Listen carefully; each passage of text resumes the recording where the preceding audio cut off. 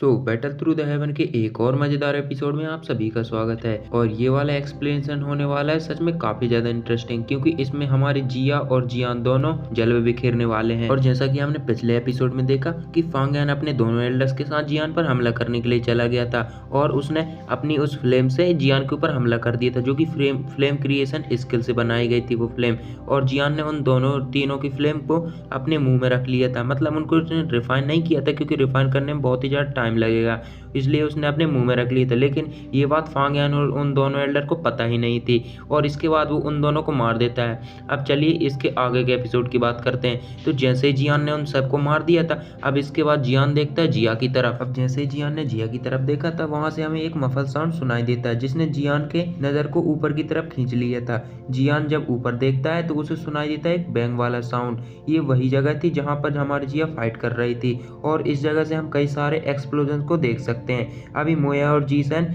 के combine attacks की वजह से जिया काफ़ी ज़्यादा मेजरेबल सी लग रही थी। हालांकि हमारी जिया की स्ट्रेंथ बहुत ही ज़्यादा फ्राइटनिंग थी, लेकिन इस मोया ने एक ऐसी स्किल को प्रैक्टिस किया था जिससे वो ब्रूट स्ट्रेंथ को कंट्रोल कर सकता था और इस वजह से हमारी जिया के अटैक्स काफ़ी ज़्यादा रिड्यूस हो जाते थे। और बार बार ऐसे सीन को फील करके जिया काफ़ी ज़्यादा डिप्रेस हो गई थी, क्योंकि उसे ऐसा लग रहा था जैसे कि उसकी फिस्ट किसी कॉटन बॉल पे टकरा रही हो। वहीं पर जैसे ही अपॉर्चुनिटी क्रिएट होती थी, वो चीज़ें जिया के ऊपर अटैक कर देता था। इस वजह से हमारी जिया यहाँ पर थोड़ी सी डिसएडवांटेज में आ जाती है। अगर उन दोनों को जिया के भयानक ब्रूट स्ट्रेंथ से डर नहीं लग रहा होता तो शायद हमारी जिया अब तक हार भी गई होती।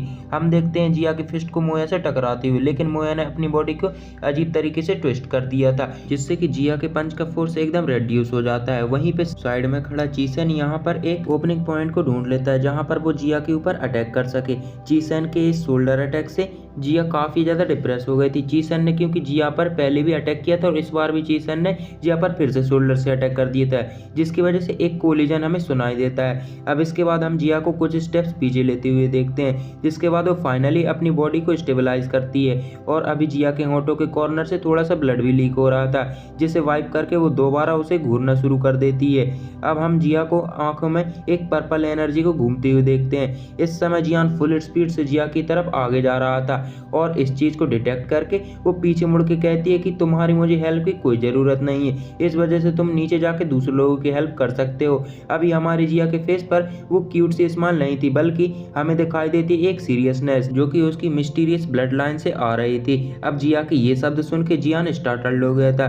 जब वो जिया के फेस को दोबारा ध्यान से देखता है तो अब जिया की आंखों में वो मैच्योरिटी देख पा रहा था। अभी जिया एक ऐसी बीस्ट किंग लग रही थी जो अपने आत्मसम्मान को बिल्कुल भी ठेस पहुंचने नहीं दे सकती थी। और खैर यहाँ पे जियान अपना ज्यादा टाइम वेस्ट ना करते हुए जिया से एक यस में जवाब देता है। जियान क्लियरली जानता था कि जिया के अंदर कितनी ज्यादा फ्राइटिंग स्ट्रेंथ छिपी हुई है और कहीं वो एनर्जी बाहर आ जाती है तो हमारी जिया एक जेन्युइन डाउजोंग से फाइट कर सकती है। तभी हमारा ध्यान जाता है मोए और चीसन पे, जो कि जिया और जियान की कन्वर्सेशन को ध्यान से सुन रहे थे। अब इसके बाद जब वो देखते हैं कि जियान ने डीमन फ्लेम वैली के उन तीनों एल्डरों को मार दिया है, तो वो दोनों काफी ज्यादा शॉक हो जाते हैं कि जियान ऐसा कैसे कर सकता है। उसकी स्ट्रेंथ तो सिर्फ 4 स्टार दोहुआंग पे है और जब वो डीमन फ्लेम वैली के एक एल्डर तो बिल्कुल हाफ डाउजोंग ही था और वो दोनों एल्डर डाउआंग के पीक पर थे। लेकिन ऐसा कैसे हो सकता है। अब यहाँ पर दोनों के दोनों शॉक से जैसे ही बाहर आते हैं तो वो दोनों अपने आप को लकी मानने लगते हैं कि मेरी फाइट यहाँ पर जियान से नहीं हुई, वरना जियान यहाँ पर हमारी चड्डी फाड़ देता।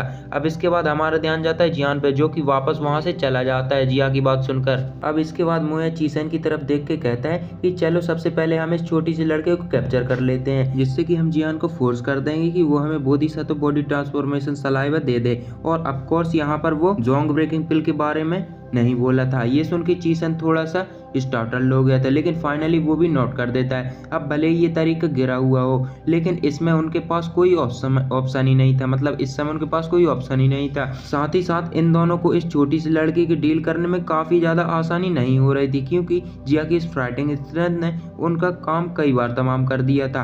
अब खैर जब तक मोया और चीसन ये सब डिस्कशन कर ही रहे थे, तभी हमारा ध्यान जाता है जिया के ऊपर, जिसकी बॉडी को एक पर्पल कलर की लाइट ने कवर कर लिया था।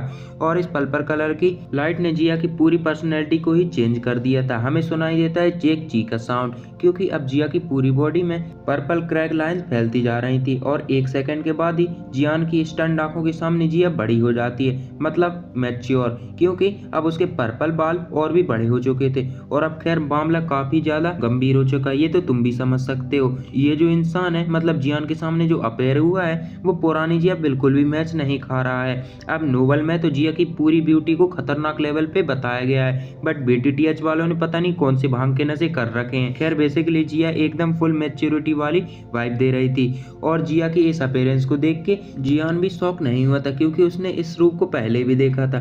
खैर अब की बार का ये रूप और भी ज्यादा भयानक लग रहा था, मतलब और भी ज्यादा खतरनाक। बस इस बार अंतर इतना था कि इस बार जियान फुल कपड़ों में थी।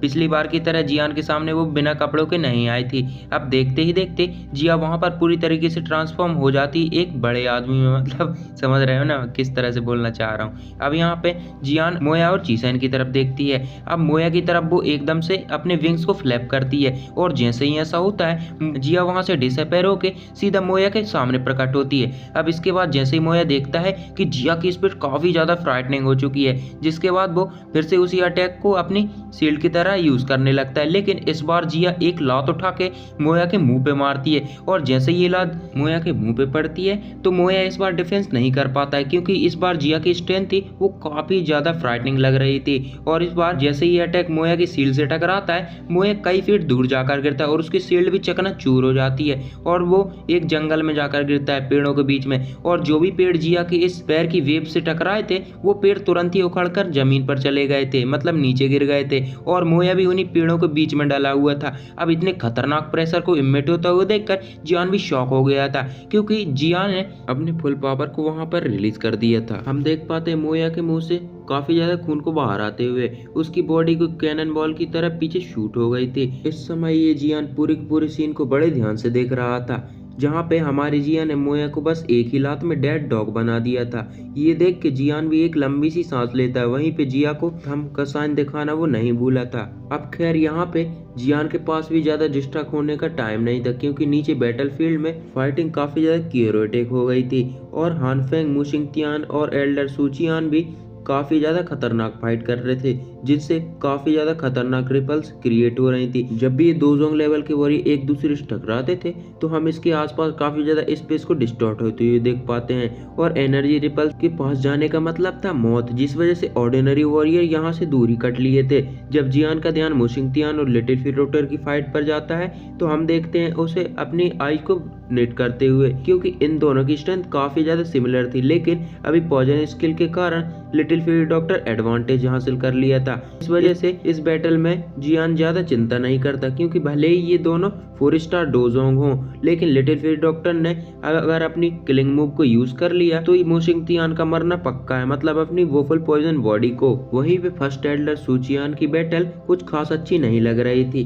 क्योंकि फर्स्ट एल्डर की स्ट्रेंथ की बात करी जाए तो मुशिंगतियान और लिटिल फिर डॉक्टर दोनों से वो वीक थे, क्योंकि जहां तक जियान को याद है इनकी स्ट्रेंथ बस 2 स्टार डोजोंग पर ही अपग्रेड हुई थी। लेकिन जब जियान दोबारा से इनसे मिला था तो अब इनकी स्ट्रेंथ पहुंच चुकी थी 3 स्टार डोजोंग पे, मतलब जियान जब इनर अकेडमी में था तब इनकी स्ट्रेंथ सिर्फ 2 स्टार डोजोंग पर थी, लेकिन अब इनके बस 1 स्टार बढ़ा है। अब इन्हें कोई परेशानी नहीं होनी चाहिए पुराने वाले हानफेंग से डील करने में। बस सीन यहाँ पर ये है कि चीजें अब बदल चुकी हैं, क्योंकि जियान के हाथों से मरने के बाद हानफेंग की स्ट्रेंथ डिक्रीज नहीं हुई थी, बल्कि वो मुशिंगतियान के जैसे डोजोंग में ब्रेक थ्रू कर गया था। मतलब एक एल्डर सूचियान भी यहाँ पे डिसएडवांटेज में चले जाते हैं। अब खैर एल्डर सूचियान से हानफेंग भले ही थोड़ा सा ज्यादा स्ट्रांग हो, लेकिन उन्हें जल्दी मारना भी उसके लिए बिल्कुल इम्पॉसिबल था, और अगर वो ऐसा करना भी चाहता है तो उसे डेफिनेटली काफी ज्यादा एफर्ट्स को लगाना पड़ेगा, क्योंकि अगर दो जोंग के बीच एक लाइफ और डेथ बैटल होती है तो ऐसी फाइट्स तो बहुत ही लंबे समय तक चलती है,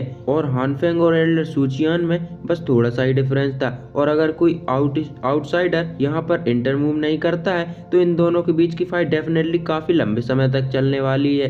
हम देखते हैं जियान को हानफेंग को स्कैन करते हुए, जो कि एल्डर सूचियान को डिसएडवांटेज में पहुंचा के काफी ज्यादा प्राउड फील कर रहा था। जियान बड़बड़ाते हुए कहता है कि लगता है हॉल ऑफ सोल ने इसे काफी ज्यादा हेल्प करी है, बस यह बात क्लियर नहीं है कि क्या हानफेंग अभी भी मेरे एंग्री बुद्धा लोटस को झेल सकता है। तभी हमें सुनाई देता है एक बैंग वाला साउंड, जहाँ पर ये दोनों फिगर्स बहुत ही तेजी से एक दूसरे से कोलाइड हो गए थे।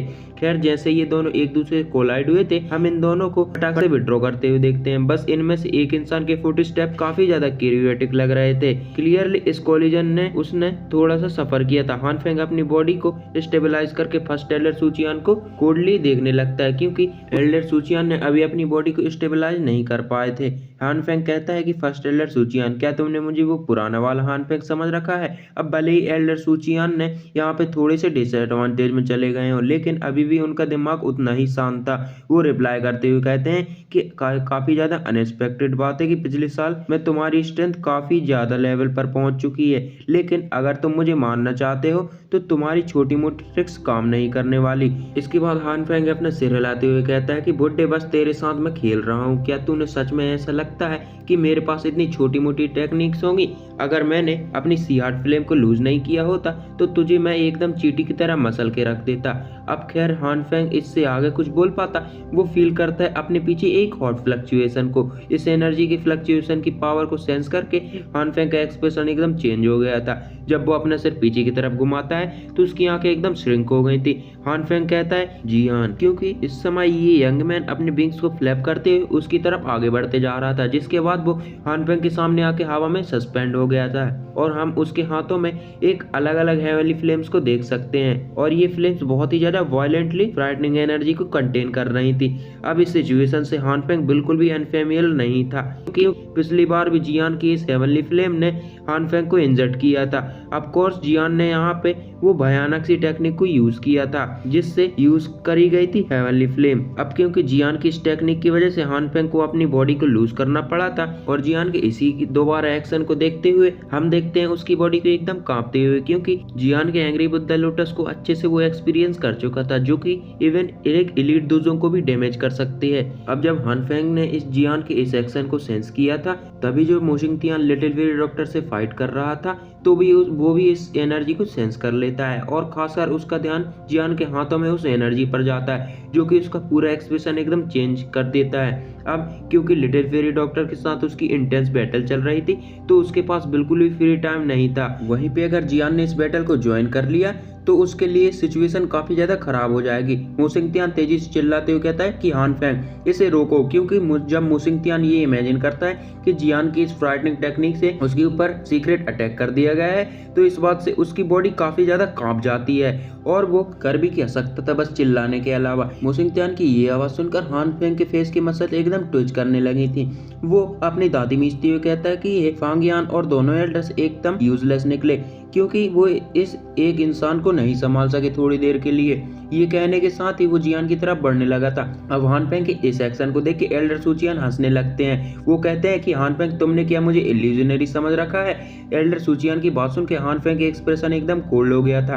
वो अपनी डोकी से एक पिलर बना के एल्डर सूचियान की तरफ शूट करता है, लेकिन एल्डर सूचियान उसे अपने उसी कपड़े से हरा देते हैं, मतलब अपने कपड़े को मेटल की तरह बना लेते हैं, जिसके बाद वो उस पिलर से सीधे जाकर स्नैच हो जाते हैं। यहाँ पे दिखाई देते एक बहुत बड़ा सा एक्सप्लोजन। हान फेंग के इस अटैक को एल्डर सूचियान ने एक बार में ही डिस्ट्रॉय कर दिया था। वो एक स्माइल के साथ कहते हैं कि हान फेंग मेरे लिए तुम्हें हराना थोड़ा सा डिफिकल्ट तो है, लेकिन अगर मैं तुम्हें आगे बढ़ने से रोकना चाहता तो यह मेरे लिए कोई इम्पॉसिबल बात नहीं है। और ये कहने के साथ ही वो पूरी स्पीड से हान फेंग की तरफ शूट हो जाते हैं। इस सिचुएशन को खुद में पाके हान फेंग चिल्लाने लगता है, जिसके बाद वो अपनी दुईकी से पूरी तरीके से रिलीज कर देता है, मतलब अपनी दुईकी को पूरी तरीके से रिलीज कर देता है। हम उसकी दुईकी से बने हुए एक बड़े पिलर को देख सकते हैं जिसका साइज अराउंड 100 फीट से ज्यादा चला गया था। इस दुईकी पिलर की एनर्जी की वजह से यहाँ के आसपास के माउंटेन्स में भी क्रैक आ जाते हैं। अब क्योंकि यह बैटल काफी ज्यादा इंटेंस हो चुकी थी तो इसकी एनर्जी में कई सारे लोग सेंस कर लेते हैं। थोड़ी सी देर के बाद हम ब्लैक कॉर्नर रीजन के कई सारे एक्सपर्ट को यहाँ आते हुए देख पाते हैं, लेकिन जब उन्हें इस बैटल के लेवल के बारे में पता चलता है तो फटाक से वो लोग विड्रॉ भी करने लगे थे, क्योंकि इस लेवल की बैटल में अगर वो पार्टिसिपेट करते हैं तो उसमें से डेफिनेटली वो बचने वाले नहीं हैं और साथ ही साथ उन्हें जान का खतरा अलग होगा। तो तुम ये समझ ही सकते हो कि इस बैटल की इंटेंसिटी कितनी ज़्यादा बढ़ती जा रही है। यहाँ पे जितने भी ज़्यादा लोग थे, मतलब जो इकट्ठे हुए थे, उन्हें ये समझ में आ गया था ये बैटल बहुत ही ज़्यादा क्यूरेटिक हो गई, क्योंकि इस बोधिसत्व बॉडी ट्रांसफॉर्मेशन सलाइवा एक ऐसी चीज़ हो गई है जिसके पीछे इतने सारे डाउजोंग लेवल के फाइटर्स हाथ धो के पीछे पड़े हैं।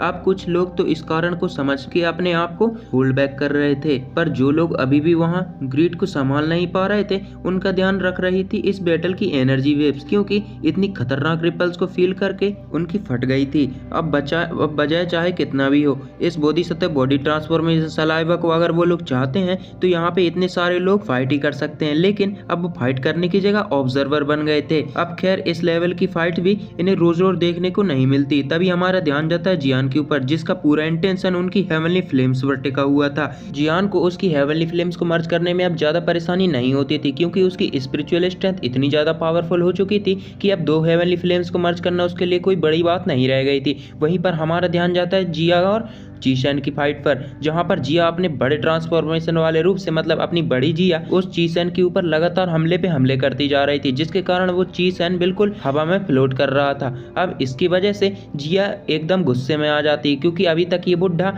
हवा में ऐसे ही फ्लोट कर रहा है उससे बचते बचाते, लेकिन अब जिया को गुस्सा आने के कारण उसकी पावर और भी ज्यादा इंक्रीज कर जाती है, जिसके बाद जिया अपनी एक और लात चीसन के छाती पर जड़ रही थी। लेकिन इससे पहले कि वो छाती पर लग पाती, चीसन इस लात की इम्पैक्ट को फील करके बहुत ही ज्यादा डर जाता है, क्योंकि अभी वो लात उसके पास भी नहीं आई थी, लेकिन उसकी जो एनर्जी निकल रही थी उसके कारण ही चीसन की ऐसी तैसी हो गई थी। और इससे पहले कि वो कुछ कर पाता, ये लात सीधे आकर चीसन की चेस्ट पर लगती है। अब होना क्या था, चीसन भी अपने मुंह से खून की उल्टियां करने लगता है, जिसके बाद चीसन धीरे से जाकर, मतलब धीरे से क्या, बहुत ही खतरनाक तरीके से जाकर जमीन पर लैंड करता है। और वो इतनी ज्यादा खून की उल्टी कर रहा था कि उसे ऐसा लग रहा था कि वो बाल्टी भर खून अभी की अभी फेंक देगा।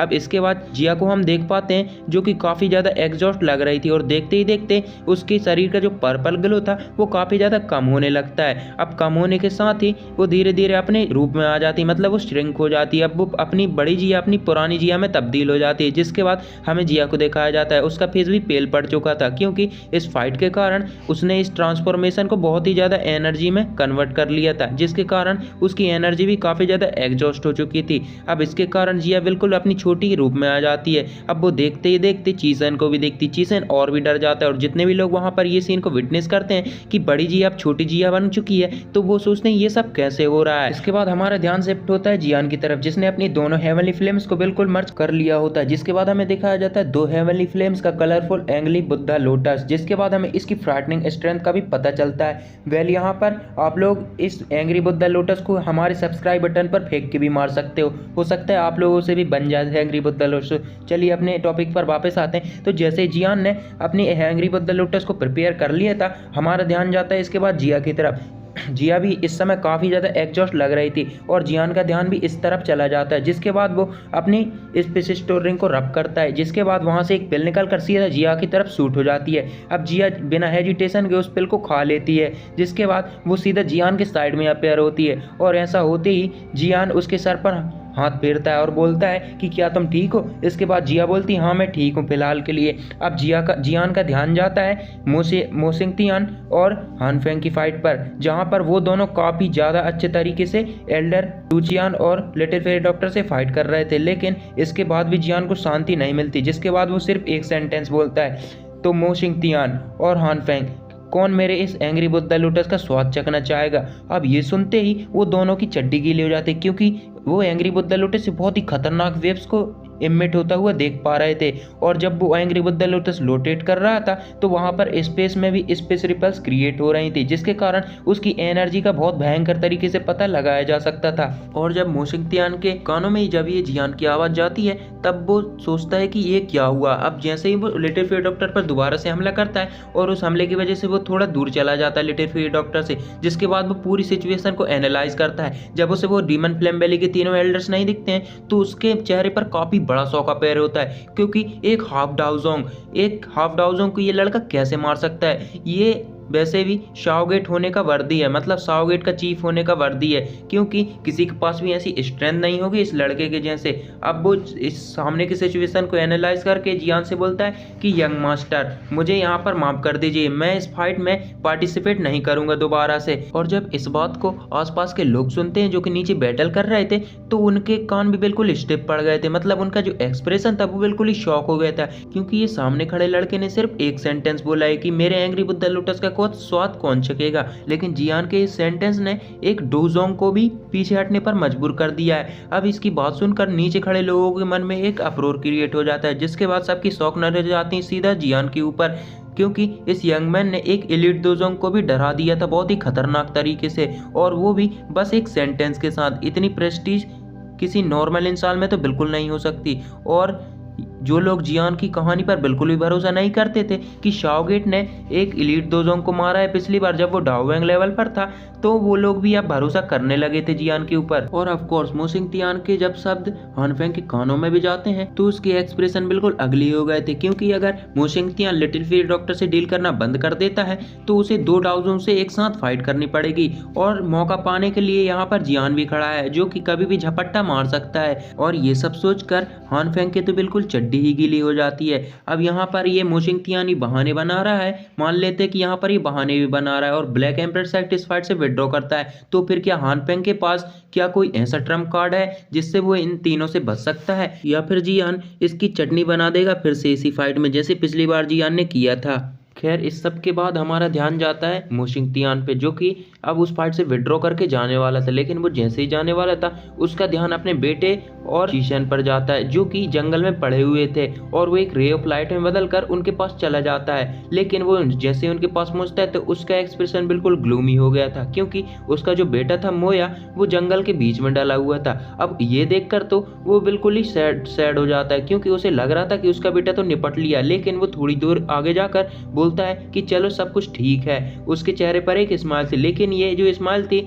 अगर वो जियान और लिटिल फील्ड डॉक्टर यहाँ पर नहीं होते तो वो जिया को अभी कच्चा चबा जाता, ऐसा वो सोच रहा था। लेकिन जियान भी उसकी स्माइल को देखकर ये सब समझ जाता है, लेकिन वो इस समय कुछ नहीं बोलता। लेकिन इसके बाद हानफेंग मोशिंग तियान से कहता है कि मोशिंग तियान अभी तुम विड्रॉ कर रहे हो, लेकिन ये जियान बाद में तुम्हें नहीं छोड़ेगा। सोचो कि जब ये पावरफुल हो जाएंगे और जब मुझे ये सब यहाँ पर हरा देंगे, लेकिन इसके बाद ये सब तुम्हारे पास ही आएंगे। आज तो ये तुमसे पंगा नहीं ले रहा है, लेकिन बाद में चलकर ये तुम्हारे सेक्ट को बिल्कुल बर्बाद करके रख देगा। अब ये सब सुनकर मोशिंग तियान भी एक गहरी सोच में चला जाता है, लेकिन वो कहता है कि मुझे ये फर्क नहीं पड़ता कि बाद में क्या होगा, हमारे सेक्ट की चिंता करने की जरूरत तुम्हें बिल्कुल नहीं है, हमारे सेक्ट के ध्यान हम रख सकते हैं। अब ये सुन के तो हानफेंग की और भी ज्यादा फटके हाथ में आ जाती है, क्योंकि मोशिंग तियान अगर यहाँ से विड्रॉ करता है तो उसे सिर्फ दो डाउजोंग से फाइट ही नहीं करनी पड़ेगी, बल्कि उसे जियान से भी डील करना पड़ेगा। अब ये सब सोच के तो हानफेंग की और भी ज्यादा चड्डी गीली हो जाती है। अब कुछ सोच के वो एक स्माइल करता है, जिसके बाद वो एक तेज आवाज में चिल्लाता है कि जियान मैं तो यहाँ से अब चला जाऊंगा या तुम मुझे मार भी दोगे, लेकिन ये जो बोधिसत्व बॉडी ट्रांसफॉर्मेशन सलाइवा है तुम्हारे पास है, इसे तुम कैसे प्रिजर्व करोगे, क्योंकि डेमन फ्लेम वैली के ओल्ड ग्राउंड डीमन गोस्ट भी इस बोधिसत्व बॉडी ट्रांसफॉर्मेशन सलाइवा के पीछे आएगा। अब ये सुन के तो जियान और भी ज्यादा शॉक हो जाता है, क्योंकि ये बंदा अब कौन आ गया बीच में। अब इस नाम को सुन के जियान दोबारा से एल्डर सूचियान की तरफ देखता है। वो बोलता है कि ये ओल्ड ग्राउंड डीमन गोस्ट कौन है। एल्डर सूचियान जियान को थोड़ा सैड एक्सप्रेशन से बोलते हैं ये बहुत ही खतरनाक बंदा है, इसलिए इसे डीमन फ्लेम वैली का फाउंडर भी बोला जा सकता है, क्योंकि ये बहुत ही पुराना बंदा है और ये हमारे हेडमास्टर के टाइम का बंदा भी है, क्योंकि इसकी पावर 5 to 6 स्टार डोजोंग पे है। अब ये सुन के जियान और भी ज्यादा शौक हो जाता है, क्योंकि 5 और 6 स्टार डोजोंग बहुत ही पावरफुल कंसीडर करे जाते हैं। और जियान का एंग्री बुद्धा लोटस भी, जो कि 3 कलर ऑफ फायर लोटस है, मतलब 3 हेवनली फ्लेम का एंग्री बुद्धा लोटस इतने खतरनाक एनिमी को इंजर्ड भी नहीं कर पाएगा।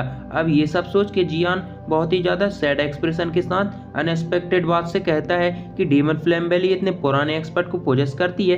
खैर जियान की ये बात सुन के एल्डर सूचियान भी थोड़ा सा नोट कर देते हैं और जियान को कंफर्ट देते हुए कहते हैं कि तुम्हें इस बारे में चिंता करने की जरूरत नहीं है, क्योंकि ओल्ड ग्राउंड डीमन गोस्ट काफी ज्यादा टाइम से रिट्रीट पे है और यह रिट्रीट सदियों से कई सालों तक चलती है, और जब तक डीमन फ्लेम वैली की कोई भी लाइफ और डेथ सिचुएशन नहीं आती जब तक ये अपने आप फाइट्स में बिल्कुल इन्वॉल्व नहीं करता, और अगर गलती से यह कहीं अपियर हो जाता है तब भी ओल्ड ग्राउंड डीमन गोस्ट हमारी जियान अकेडमी के खिलाफ बिल्कुल भी एक्शन नहीं लेने वाला, क्योंकि उन्होंने उसकी हमारे हेडमास्टर से बहुत ही खतरनाक दुश्मनी है। ये सुन के जियान हंसने लगता है और जियान कहता है कि ऐसे रिलायबल हेडमास्टर का होना बहुत ही जरूरी है, जिनसे ओल्ड ग्राउंड डेमन कोड जैसा एक्सपर्ट भी डरता है। लेकिन मेरे जियान एकेडमी में इतने दिनों तक रहने के बाद भी मैंने आखिर उन्हें इनके बारे में क्यों नहीं सुना।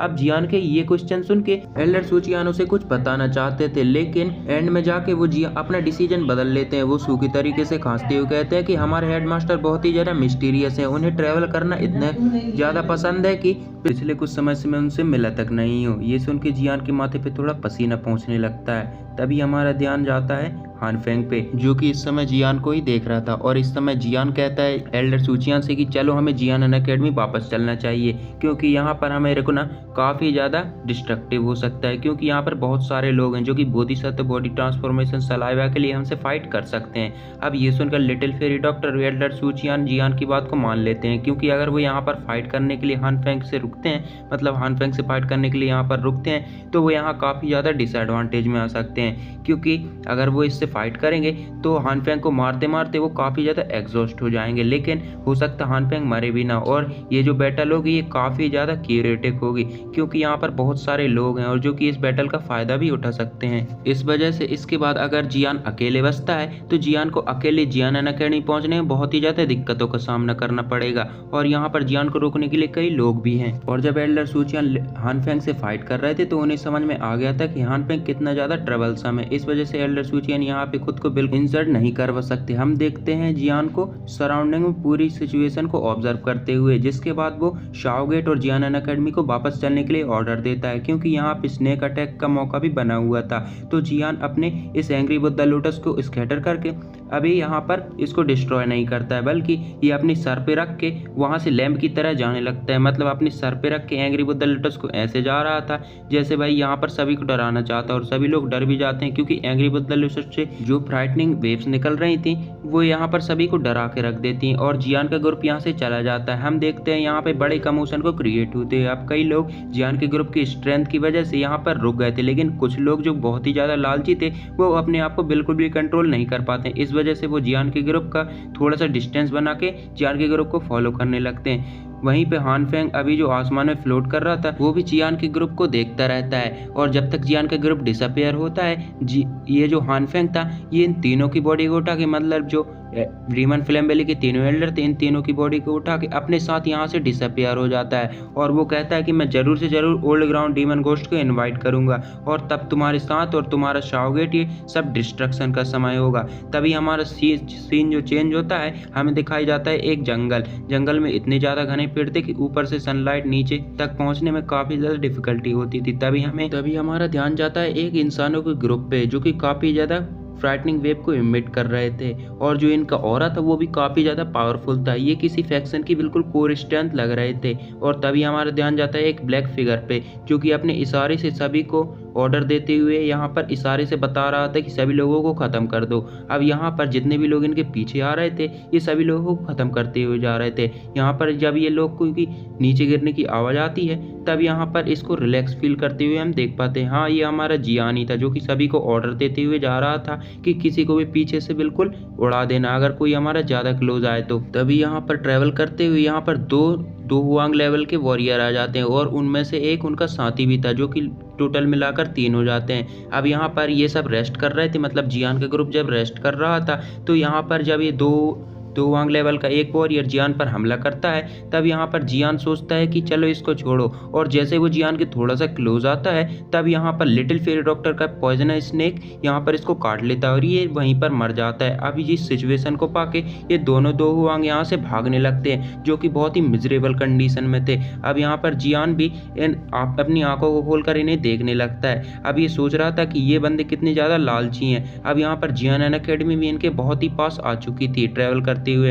अब यहाँ पर ये कुछ देर के लिए वेट करता है और जियान इन सभी से कहता है, मतलब लिटिल फेरी डॉक्टर और एल्डर सूचियान से, कि आप लोगों ने बहुत ही ज़्यादा ट्रैवल किया है, इस वजह से आप लोग रेस्ट करो, मैं जा रहा हूँ ट्रेनिंग करने। अब यहाँ पर जियान इन सभी से कहकर यहाँ से चला जाता है और यहाँ इनको पिल भी दे जाता है जो कि शाओगेट के लोग थे और जियान एकेडमी के लोग थे। इन सभी को पिल देकर ये बंदा यहाँ से चला जाता है। अब जियान यहाँ से जाते हुए इनसे कहता है कि मैं यहाँ पर रूलर टेक्निक की प्रैक्टिस करने जा रहा हूँ, और यहाँ से चले जाने के बाद जियान यहाँ पर एक अच्छी सी जगह ढूंढने लगता है। अब इसको एक अच्छी सी जगह भी मिल जाती है जहाँ पर एक रॉक को देखते हुए जियान कहता है ये जगह मेरे लिए परफेक्ट है, जिसके बाद ये यहाँ पर प्रैक्टिस करने की पोजीशन में बैठ जाता है। और जब इस रूलर टेक्निक को खोल के देखता है तो इसका नाम 6 जॉइंट बॉडी फ्लोइंग रूलर था। अब जियान कैसे इस टेक्निक को प्रैक्टिस करेगा ये सब हम देखेंगे नेक्स्ट एपिसोड में। और ये एपिसोड आपको कैसा लगा कमेंट में जरूर बताना। तब तक के लिए goodbye and take care.